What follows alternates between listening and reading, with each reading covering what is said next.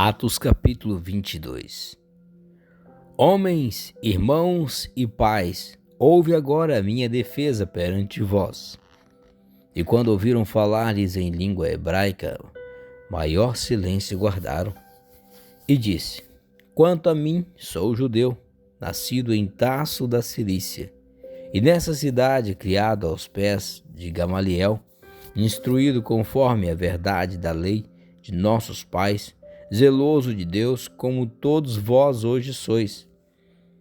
E persegui este caminho até a morte, prendendo e pondo em prisões, tanto homens como mulheres, como também o sumo sacerdote me é testemunha, e todo o conselho dos anciãos.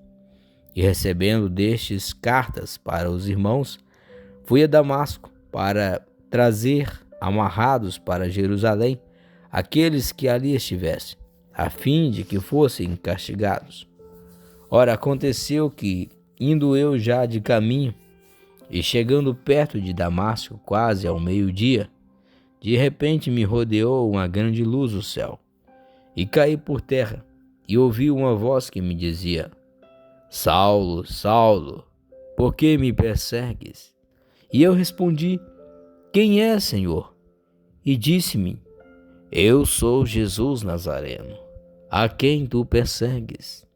E os que estavam comigo viram, em verdade, a luz e se atemorizaram muito, mas não entenderam a voz daquele que falava comigo. Então disse eu: Senhor, que farei? E o Senhor disse-me: Levanta-te e vai a Damasco, e ali se te dirá tudo o que é te ordenado a fazer. E como eu não via por causa do esplendor daquela luz, fui levado pela mão dos que estavam comigo e cheguei a Damasco. E um certo Ananias, homem piedoso conforme a lei, que tinha bom testemunho de todos os judeus que ali moravam, vindo ter comigo e apresentando-se, disse-me: Saulo, irmão, recobra a vista. E naquela mesma hora o vi. E ele disse: O Deus de nossos pais de antemão te designou para que conheças a sua vontade, e vejas aquele justo e ouças a voz da sua boca. Porque hás de ser sua testemunha para com todos os homens do que tens visto e ouvido. E agora, por que te detens?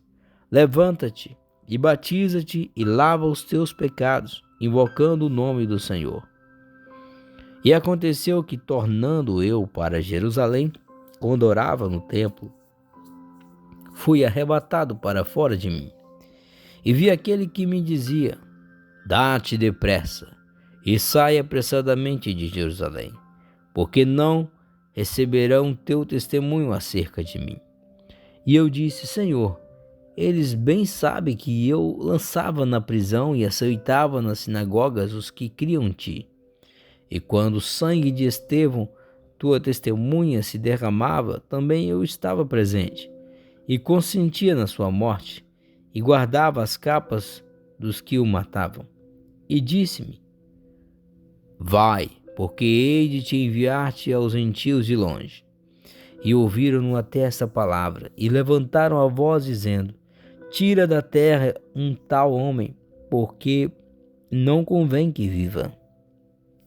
E clamando eles, e arrojando de si as vestes, e lançando pó para o ar, o tribuno mandou que o levasse para a fortaleza, dizendo que o examinasse com açoites, para saber por que causa assim clamava contra ele.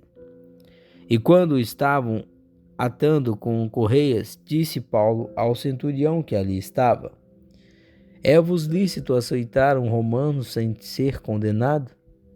E ouvindo isso, o centurião foi e anunciou ao tribuno, dizendo: Vê o que vais fazer, porque este homem é romano. E vindo o tribuno, disse: Diz-me, és tu romano? E ele disse: Sim. E respondeu o tribuno: Eu, com grande soma de dinheiro, alcancei este direito de cidadão. Paulo disse: Mas eu o sou de nascimento, E logo dele se apartaram os que haviam de examinar. E até o tribuno teve temor quando soube que era romano, visto que o tinha ligado. E no dia seguinte, querendo saber ao certo a causa por que era acusado pelos judeus, soltou-o das prisões e mandou vir os principais sacerdotes e todo o seu conselho. E trazendo Paulo, o apresentou diante deles. Atos capítulo 23. E pondo Paulo os olhos no conselho, disse: Homens e irmãos, até o dia de hoje tenho andado diante de Deus com toda a boa consciência. Mas o sumo sacerdote, Ananias, mandou aos que estavam junto dele que o ferissem na boca. Então Paulo lhe disse: Deus te ferirá, parede branqueada. Tu estás aqui assentado para julgar-me conforme a lei, e contra a lei me mandas ferir? E os que ali estavam disseram: Injurias o sumo sacerdote de Deus? E Paulo disse: Não sabia, irmãos, que era o sumo sacerdote, porque está escrito: Não dirás mal do príncipe do teu povo. E Paulo, sabendo que uma parte era de saduceus e outra de fariseus, clamou no conselho: Homens e irmãos, eu sou fariseu, filho de fariseu. No tocante à esperança e ressurreição dos mortos sou julgado. E havendo dito isso, houve dissensão entre os fariseus e saduceus, e a multidão se dividiu. Porque os saduceus dizem que não há ressurreição, nem anjo, nem espírito. Mas os fariseus reconhecem uma e outra coisa. E originou-se um grande clamor. E levantando-se os escribas da parte dos fariseus, contendiam, dizendo: Nenhum mal achamos nesse homem. E se algum espírito ou anjo lhe falou, não lutemos contra Deus. E havendo grande dissensão, o tribuno, temendo que Paulo fosse despedaçado por eles, mandou descer a tropa, para que o tirasse do meio deles e o levassem para a fortaleza. E na noite seguinte, apresentando-se-lhe o Senhor, disse: Paulo, tem ânimo, porque como de mim testificaste em Jerusalém, assim importa que testifiques também em Roma. E quando já era dia, alguns dos judeus fizeram uma conspiração e juraram, dizendo que não comeriam nem beberiam enquanto não matasse a Paulo. E eram mais de 40 os que fizeram essa conjuração. E esses foram ter com os principais sacerdotes e anciãos e disseram: Conjuramos-nos sob pena de maldição a nada provarmos até que matemos a Paulo. Agora, pois, vós, com o conselho, notificai ao tribuno que vô-la traga amanhã, como que querendo saber mais alguma coisa de seus negócios. E antes que chegue, estaremos prontos para o matar. E o filho da irmã de Paulo, tendo ouvido acerca dessa cilada, foi e entrou na fortaleza e o anunciou a Paulo. E Paulo, chamando a si um dos centuriões, disse: Leva este jovem ao tribuno, porque tem alguma coisa que lhe comunicar. Tomando-o ele, pois o levou ao tribuno e disse: O preso Paulo, chamando-me a si, rogou-me que trouxesse este jovem, que tem alguma coisa para dizer-te. E o tribuno, tomando-o pela mão e pondo-se à parte, perguntou-lhe em particular: Que tens que me contar? E disse ele: Os judeus se concertaram rogar-te que amanhã leves Paulo ao conselho, como que tendo que inquirir dele mais alguma coisa ao certo. Mas tu não os creiais, porque mais de 40 homens de entre eles e andam armando ciladas, os quais se obrigaram, sob pena de maldição, a não comer nem beber até que o tenha morto, e já estão preparados, esperando de ti promessa. Então o tribuno despediu o jovem, mandando-lhe que a ninguém dissesse que lhe havia contado aquilo. E chamando 2 centuriões, lhe disse: Aprontai para as 3 horas da noite, 200 soldados, e 70 de cavalaria, e 200 arqueiros, para irem até Cesareia. E aparelhai animais para que, pondo neles a Paulo, o levem salvo ao presidente Félix. E escreveu uma carta que continha isto: Cláudio Lícias, a Félix, potentíssimo presidente, saúde. Este homem foi preso pelos judeus, e estando já a ponto de ser morto por eles, sobrevim eu com a tropa e o livrei, informado de que era romano. E querendo saber a causa por que o acusavam, o levei ao seu conselho. E achei que o acusavam de algumas questões da sua lei, mas que nenhum crime havia nele digno de morte ou de prisão.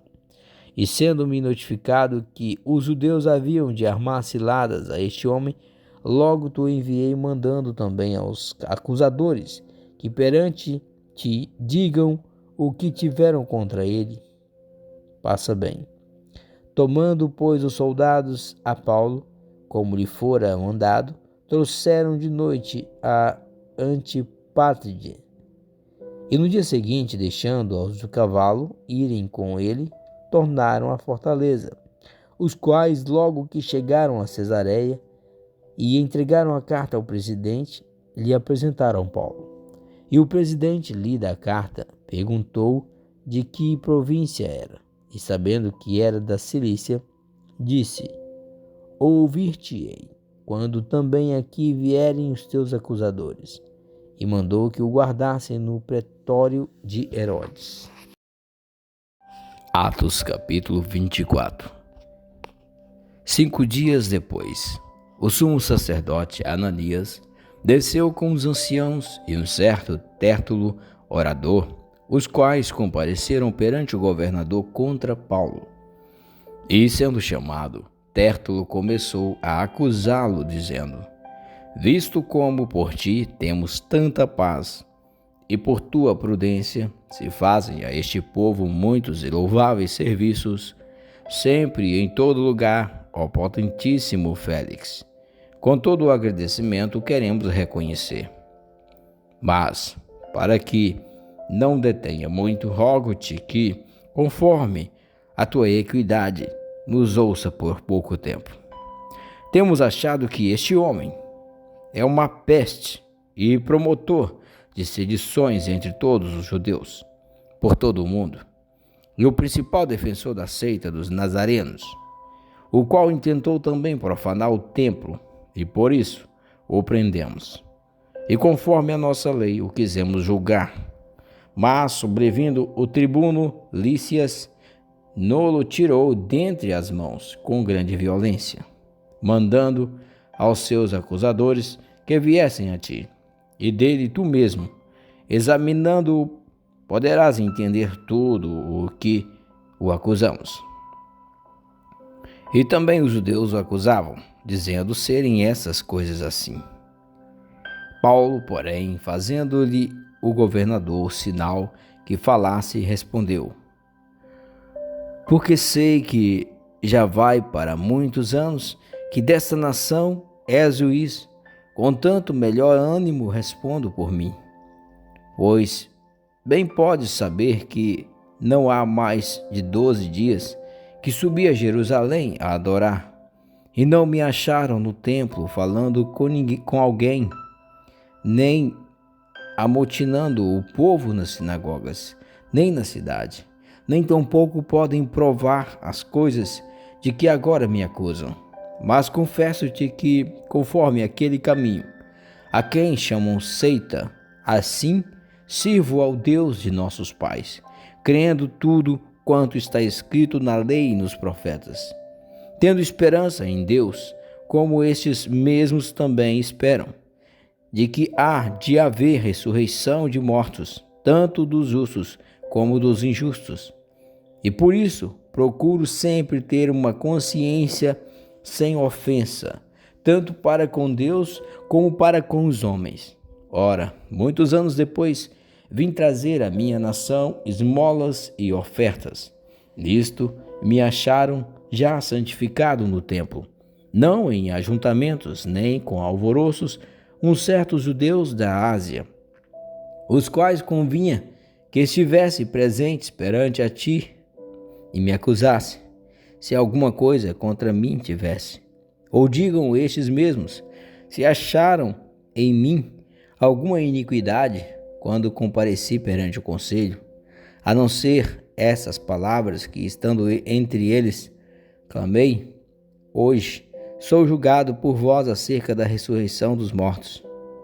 Então Félix, havendo ouvido essas coisas, lhes pôs dilação, dizendo: havendo-me informado melhor deste caminho, quando o tribuno Lísias tiver descido, então tomarei inteiro conhecimento dos vossos negócios.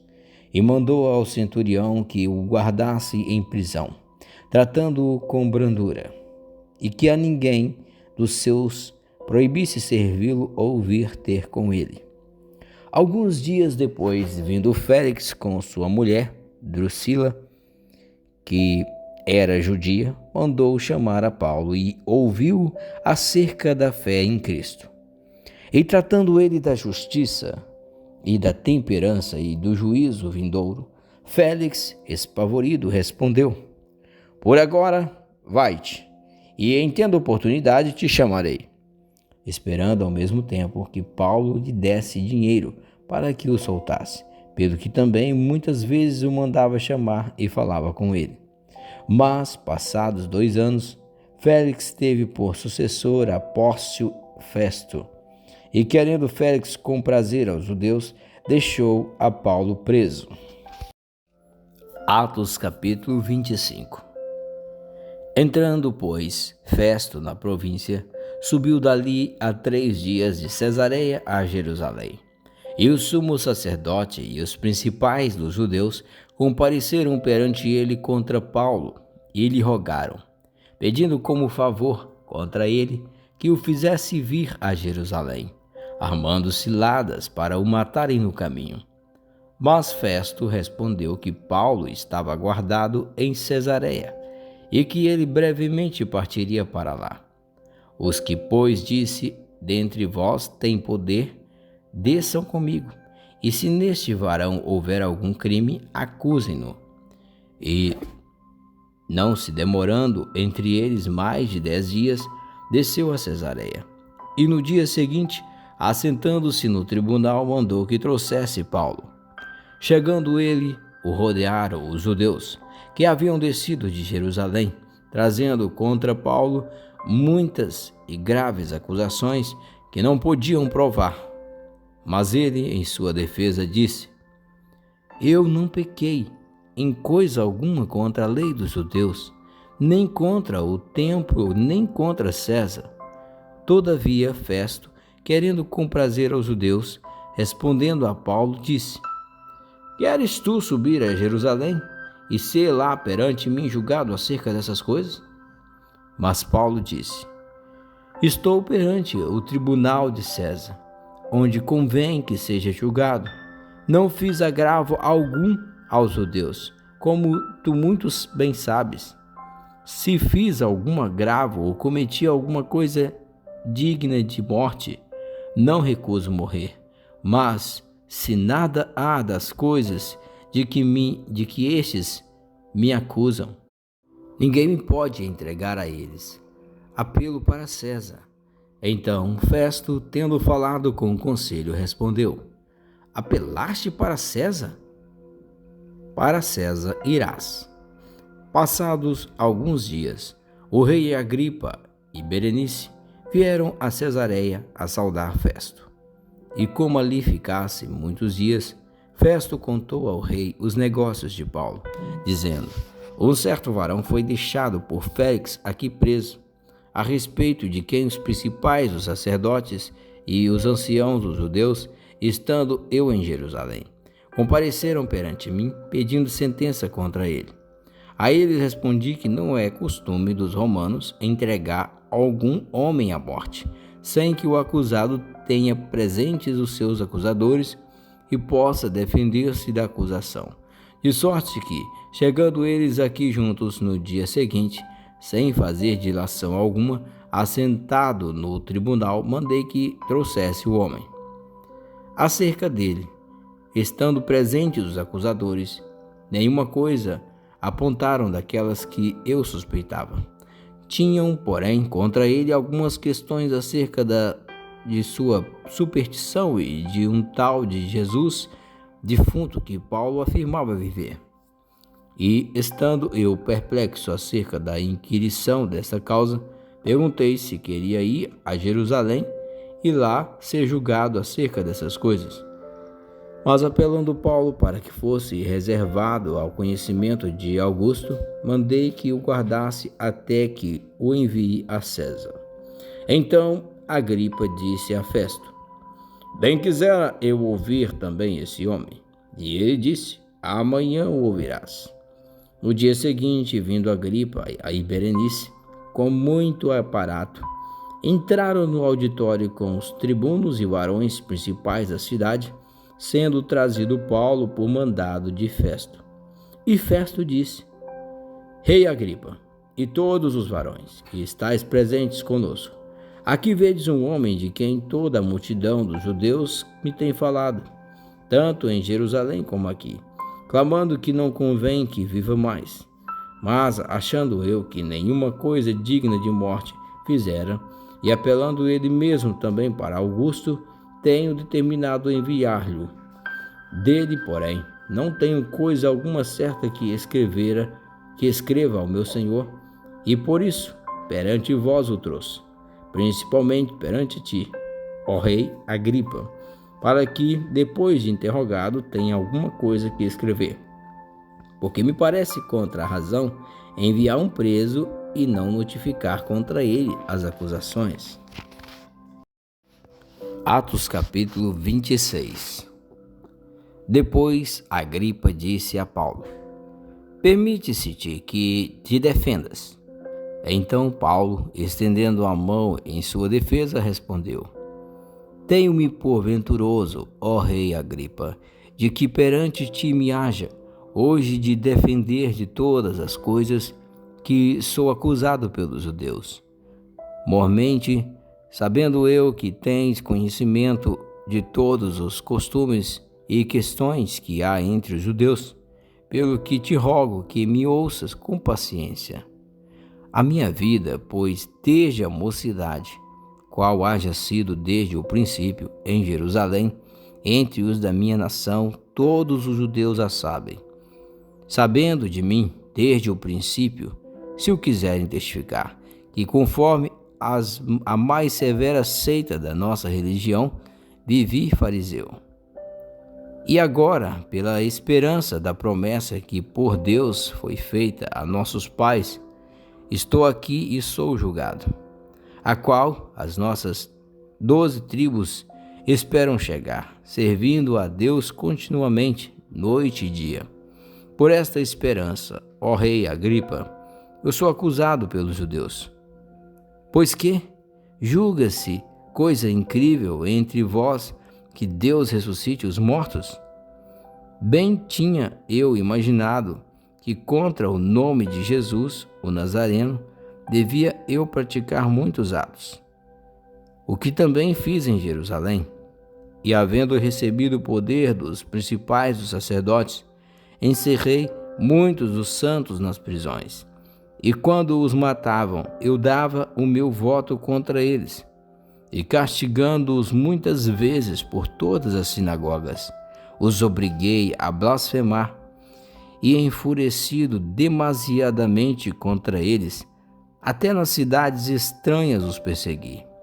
Sobre o que, indo então a Damasco, com poder e comissão dos principais dos sacerdotes, ao meio-dia, ó rei, vi no caminho uma luz do céu, que excedia o esplendor do sol, cuja claridade me envolveu a mim e aos que iam comigo.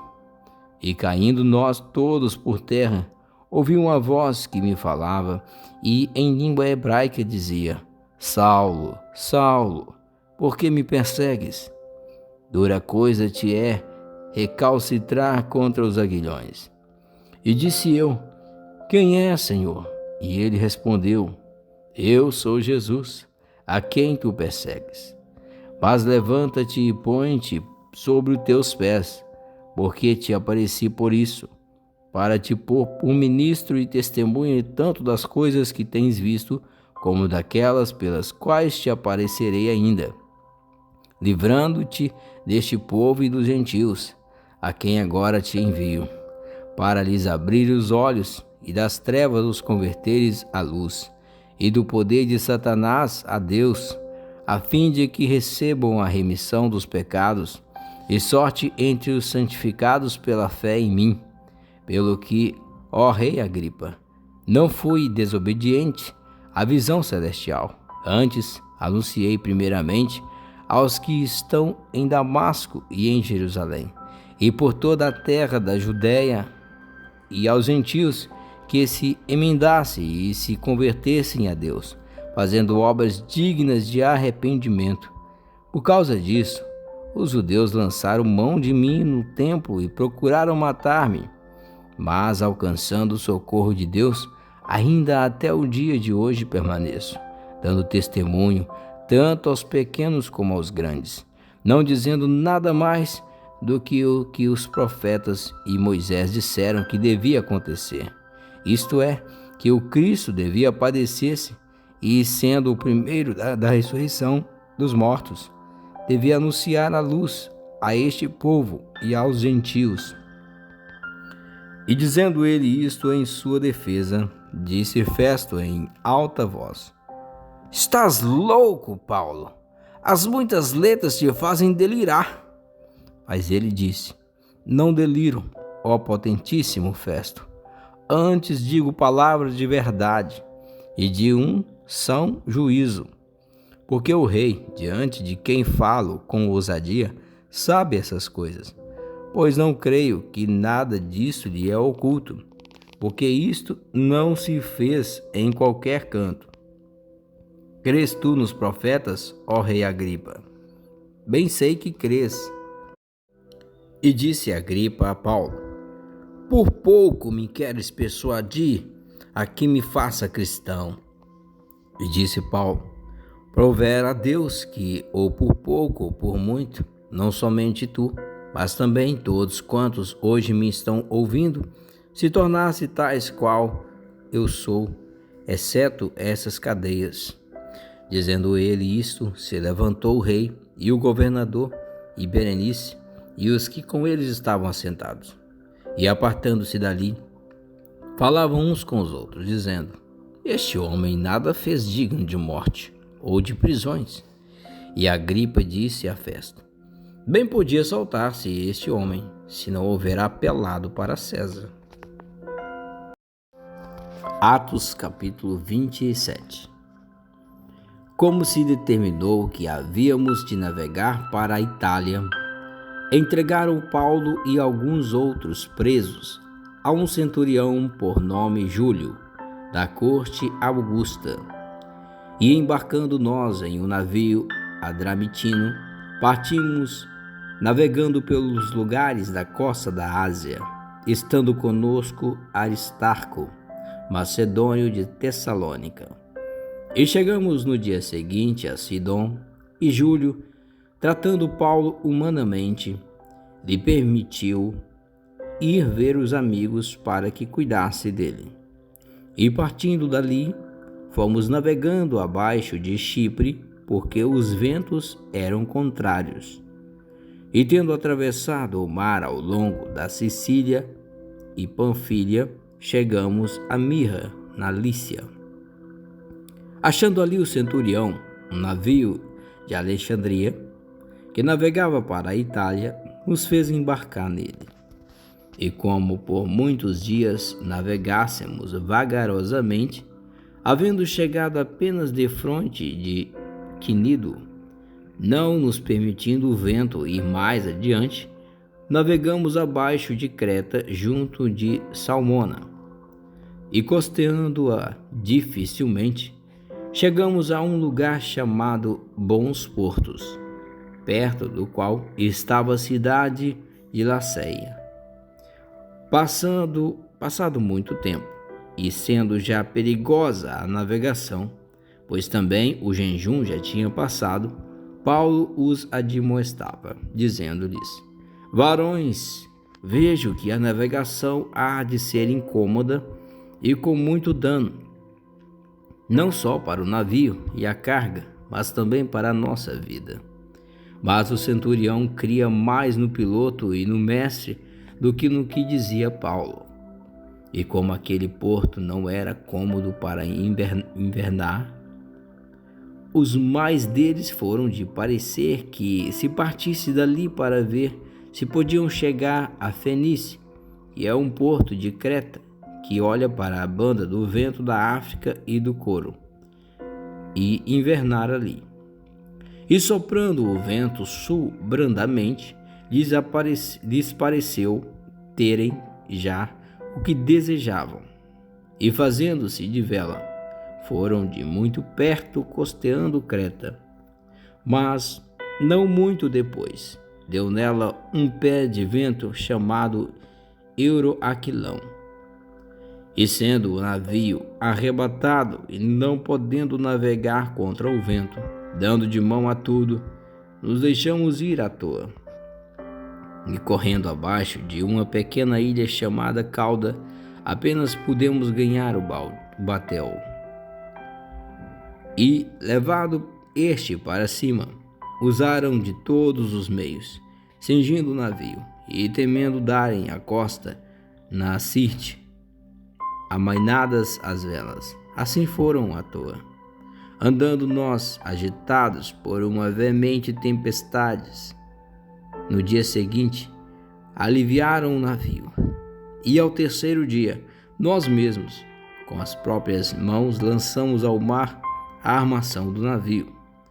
E não aparecendo, havia já muitos dias, nem sol, nem estrelas, e caindo sobre nós uma não pequena tempestade, fugiu-nos toda a esperança de nos salvarmos. Havendo já muito que se não comia, então Paulo, pondo-se em pé no meio deles, disse: fora na verdade razoável, ó varões, ter-me ouvido a mim e não partir de Creta, e assim evitariam esse incômodo e essa perdição. Mas agora vos admoesto a que tenhais bom ânimo, porque não se perderá a vida de nenhum de vós, mas somente o navio. Porque esta mesma noite o anjo de Deus, de quem eu sou, a quem sirvo, esteve comigo, dizendo: Paulo, não temas, importa que sejas apresentado a César, e eis que Deus te deu todos quantos navegam contigo. Portanto, ó varões, tende bom ânimo, porque creio em Deus que há de acontecer assim como a mim me foi dito. É contudo necessário irmos dar numa ilha. Quando chegou a 14ª noite, sendo impelidos de uma e outra banda no mar Adriático, lá pela meia-noite, suspeitaram os marinheiros que estavam próximos de alguma terra. E lançando o prumo, acharam 20 braças, passando um pouco mais adiante, tornando a lançar o prumo, acharam 15 braças. E temendo ir dar em alguns rochedos, lançaram da popa 4 âncoras, desejando que viesse o dia. Procurando, porém, os marinheiros fugir do navio e tendo já deitado o batel ao mar, como que querendo lançar as âncoras pela proa, disse Paulo ao centurião e aos soldados: se estes não ficarem no navio, não poderei salvar-vos. Então os soldados cortaram os cabos do batel e o deixaram cair. E enquanto o dia vinha, Paulo exortava a todos a que comesse alguma coisa, dizendo: é já hoje o 14º dia que esperais e permaneceis sem comer, não havendo provado nada. Portanto, exorto-vos a que comais alguma coisa, pois é para a vossa saúde, porque nenhum cabelo cairá da cabeça de qualquer de vós. E havendo dito isso, tomando o pão, deu graças a Deus na presença de todos, e partindo-o, começou a comer. E tendo já todos bom ânimo, puseram-se também a comer. E éramos ao todo no navio 276 almas, refeitos com a comida. Aliviaram o navio, lançando o trigo ao mar. E sendo já dia, não reconheceram a terra.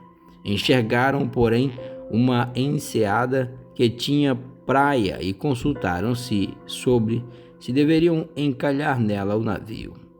Levantando as âncoras, deixaram-no ir ao mar, largando também as amarras do leme, e alçando a vela maior ao vento, dirigiam-se para a praia. Dando, porém, no lugar de 2 mares, encalharam ali o navio, e fixa a proa ficou imóvel, mas a polpa abria-se com a força das ondas. Então a ideia dos soldados foi que matasse os presos para que nenhum fugisse, escapando a nado. Mas o centurião, querendo salvar a Paulo, lhes estorvou este intento e mandou que os que pudessem nadar se lançassem primeiro ao mar e se salvassem em terra, e os demais, uns em tábuas e os outros em coisas do navio. E assim aconteceu que todos chegaram à terra a salvo.